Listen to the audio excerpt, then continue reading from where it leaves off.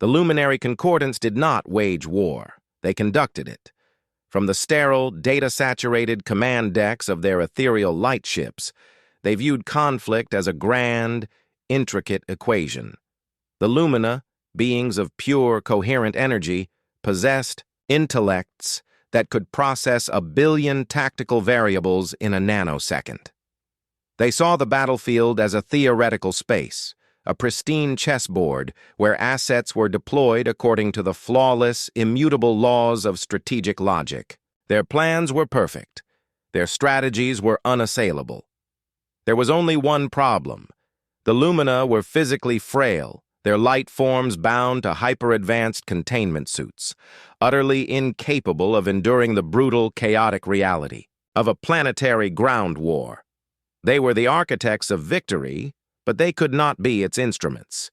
For that, they hired the only species in the galaxy with the peculiar blend of resilience, aggression, and sheer stubbornness to execute their perfect plans. Humanity, Terran mercenaries, organized into legions, were the Concordance's favored ground troops.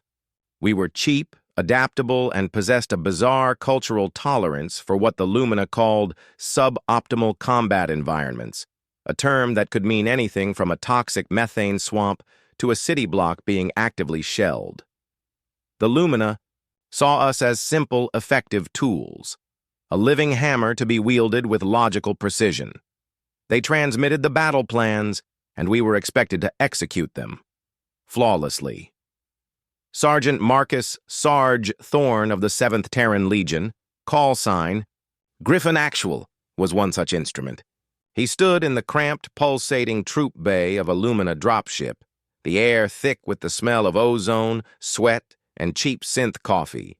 His armor was scarred and dented, a patchwork of field repairs and unofficial modifications. His face, etched with the lines of 100 brutal campaigns, was a mask of weary resolve.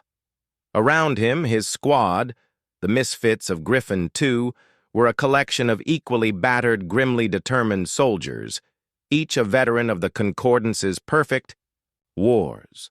The voice of their Lumina commander, an entity designated Strategos 7, echoed through their neural comms. It was not a voice, but a stream of pure melodic data translated by their implants into calm clinical instructions. Griffin Actual, the transmission chimed. Your objective is Grid Delta 7. The Malachor Hive Cluster has established a fortified position. Predictive analysis indicates a 98.7% probability of success via a direct, synchronized frontal assault. You will advance in a standard Gamma-3 formation. The logic is sound. The outcome is assured. Sarge looked at the holographic map projected onto his visor. Grid Delta 7 was a narrow, muddy canyon, a perfect, natural kill zone. A frontal assault was not just illogical, it was suicide. He could see it. His squad could see it. The Lumina, in their sterile orbital perfection, could not. They saw a clean geometric problem, not a meat grinder of mud and blood. Acknowledge Strategos 7, Sarge grunted, the words tasting like ash in his mouth. He turned to his squad, the link to the Lumina commander severed for a moment, replaced by the crackle of their private encrypted human channel. All right, you misfits. You heard the pretty light bulb, he growled. Perfectly logical suicide mission on the menu today. So here's what we're actually going to do. This was the core of the human experience in the Luminary Concordance's wars, the constant life-or-death struggle between the perfect, theoretical plans of their alien commanders and the brutal, messy, and often stupid reality of the human ground war. The planet was Cathar 5, a world the misfits had come to despise. It was a perpetual quagmire, its surface a churning sea of acidic mud under a sky the color of a fresh bruise. The enemy was the Malachor, a species of relentless biomechanical insectoids that fought with a savage, swarming intelligence. Strategos 7's plan was, from a purely geometric perspective, a work of art. The human forces would advance in a perfect, Three-pronged formation down the center of the canyon, their combined firepower creating a focused, overwhelming spearhead. The Malachor, according to the Lumina's predictive models, would be shattered by this display of logical force. Sarge's plan was considerably less elegant. "Forget Gamma 3, he barked, as the dropship's ramp slammed down into the sucking mud. "To hell with the frontal assault. We're going over the top. Corporal Eva Hex Rostova, you and your tech team, I want you to create a diversion. A big, loud, stupid one, right at the canyon mouth. Make them think we're following the plan." Hex, a wiry woman with a knack for making things explode in creative ways, grinned. "My pleasure, Sarge. Thinking something along the lines of a cascading plasma charge serenade?" "Knock yourself out," Sarge grunted. "The rest of you with me. We're climbing." The canyon walls were sheer cliffs of slick, mud-caked rock, a terrain the Lumina's topographical analysis had deemed impassable for bipedal infantry. To the misfits, it was just another Tuesday. They used grappling hooks, climbing gear, and sheer, bloody-minded determination, hauling their heavy gear up the treacherous incline. Below, Hex's diversion began. A series of perfectly timed explosions rocked the canyon entrance, a spectacular but ultimately harmless display of light and sound. The Malachor, as predicted by the Lumina's own models, reacted with perfect, logical predictability. They swarmed towards the canyon mouth, their chitinous bodies forming a dense, impenetrable wall of claws and acid spitters ready to meet the foolish frontal assault. They had fallen for the feint.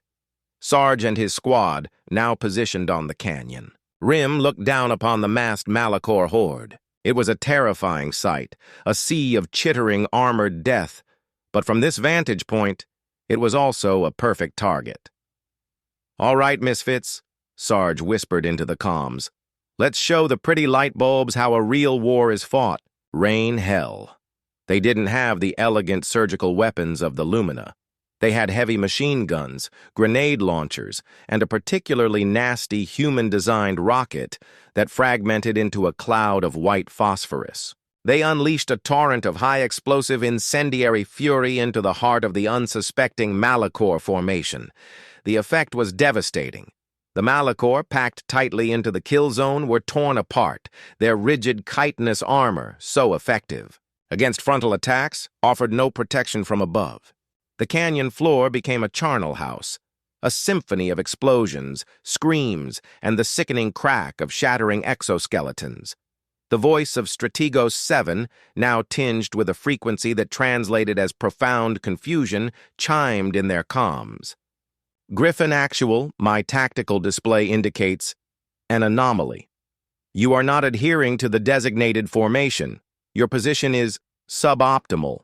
Yet the enemy's combat effectiveness is degrading at a rate 347% higher than predicted. Explain." Sarge, reloading a fresh magazine into his rifle, keyed his comm. "The plan had a few creative interpretations, Strategos. Objective secured. The kill zone is, well, killed." There was a long pause from the orbital command. Then a single clip transmission. "Acknowledged, Griffin Actual. Your inefficiency is noted. Proceed to the next objective." Sarge just shook his head, a grim smile on his face. The Lumina would never understand. They saw the mud, the blood, the chaos. They didn't see the brutal, beautiful logic of the human grunt, a logic forged not in sterile data streams, but in the hard-won experience of 1,000 desperate battles. The war for Cathar 5 dragged on. The misfits of Griffon 2 became legendary, not for their perfect execution of Lumina strategy, but for their consistent, baffling success in the face of it.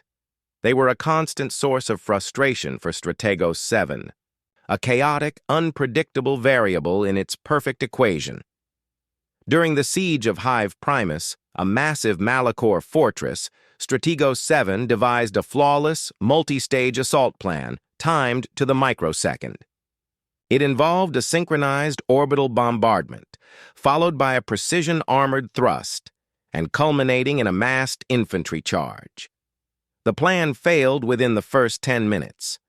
The orbital bombardment was less effective than predicted due to unforeseen atmospheric interference. The armored thrust bogged down in a hidden field of Malachor biomines. The infantry charge was stalled. Strategos 7 was at a loss. Its models had failed. Its perfect plan was in tatters. All units, it transmitted, its melodic voice now strained, reevaluate. Calculate optimal withdrawal vectors.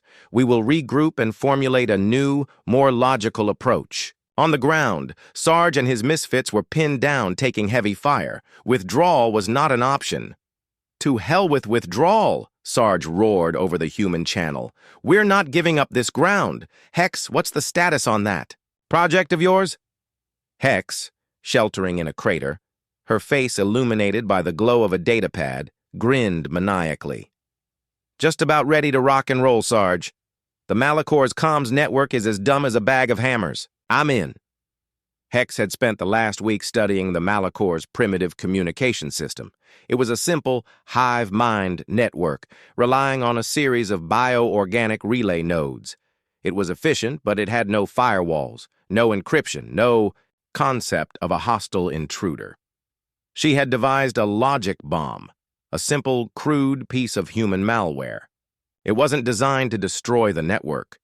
It was designed to introduce a single, baffling paradox into the Malachor's hive mind. Bombs away, Sarge, Hex whispered, hitting a final key.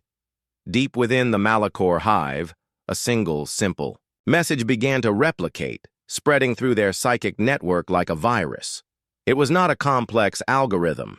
It was a human philosophical conundrum, a simple question that had plagued human thinkers for millennia. Does a set of all sets contain itself? The Malachor hive mind, a consciousness built on simple, brutal, and entirely self-consistent logic, encountered this paradox, and it froze. The effect was instantaneous and catastrophic.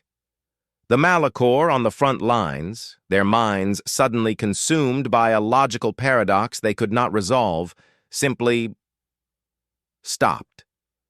They stood, frozen, their weapons lowered, their multifaceted, eyes staring blankly as their collective consciousness wrestled with an impossible and utterly irrelevant philosophical question. The human forces, seeing the unexpected lull, rallied. They surged forward, overwhelming the paralyzed Malachor, shattering their lines and achieving a breakthrough that, just moments before, had been a statistical impossibility.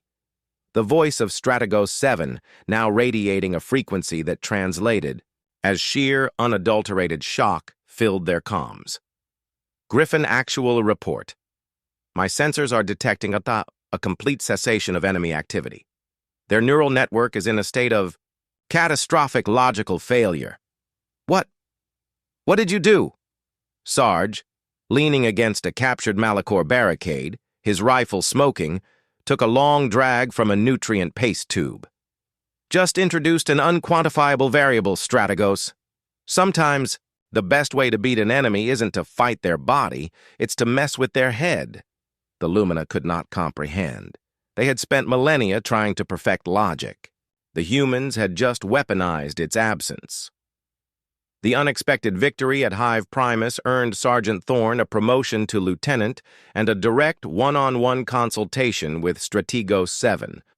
The meeting took place not in person, but in a sterile, holographic chamber. Thorne, in his battered combat armor, stood before the shimmering geometric avatar of the Lumina commander. Lieutenant Thorne, Strategos 7 began, its voice a calm, analytical hum. Your methods are unorthodox. They are chaotic, inefficient, and often rely on statistically improbable outcomes. Yet they are undeniably effective. I must understand the logic behind your illogicality. Thorne sighed. He had a feeling this was going to be a long conversation. With all due respect, Strategos, you're looking for the wrong thing. There is no grand, unifying logic to what we do. We don't operate on a single, perfect principle. We operate on 1,000 different, often contradictory human ones. He tried to explain. He spoke of intuition, of gut feelings, of the strange, almost precognitive sense a veteran soldier gets on the battlefield. He spoke of morale, of camaraderie, of the way a simple, stupid joke can hold a fire team together in the face of certain death. He spoke of desperation, of the way a hopeless situation can spark the most brilliant, insane, and often successful acts of improvisation. These are unquantifiable variables, Strategos 7 replied, its avatar pulsing with the effort of processing these alien concepts. They cannot be factored into a predictive model. Exactly, Thorne said. That's the point. The Malachor are predictable. You, in your own way, are predictable. You both operate on a logic we can understand. But us, we're a mess. We're a walking, talking paradox. And that makes us unpredictable. In a war against an enemy that relies on prediction, that's our greatest weapon. He then showed the Strategos a series of holographic projections. Not of grand battles, but of small, human moments. A soldier sharing their last rations with a comrade. A medic working tirelessly to save a single wounded Marine under heavy fire. A group of soldiers in the midst of a brutal firefight laughing at a shared morbid joke. This, Thorne said, gesturing to the images, is our logic. It's not about the optimal outcome for the collective. It's about the individual. It's about the bond between us. We fight for each other. We die for each other. And that is a variable your enemy, and with all due respect, you will never be able to compute. Strategos 7 fell silent for a long time, its light form swirling with a new, complex pattern. It was processing. It was learning. The war continued, but the relationship between the Lumina High Command and the Terran Shock Troopers began to change. Strategos 7, influenced by its conversations with Thorne, started to incorporate a new, unsettling variable into its perfect plans. The human element. Its directives became less rigid, more open to interpretation. Griffin Actual, a typical new directive might read, the objective is to neutralize the Malachor anti-air emplacement at grid Epsilon 9. Predictive analysis suggests a 73.4% probability of success via a coordinated stealth infiltration. However, a 26.6% margin for human improvisation is now factored into the equation. Execute as you see fit. This was a profound shift. The Lumina were ceding a degree of control, acknowledging that their perfect logical plans might not be the only or even the best way to achieve victory. Thorne, now a captain, and his misfits thrived under this new doctrine.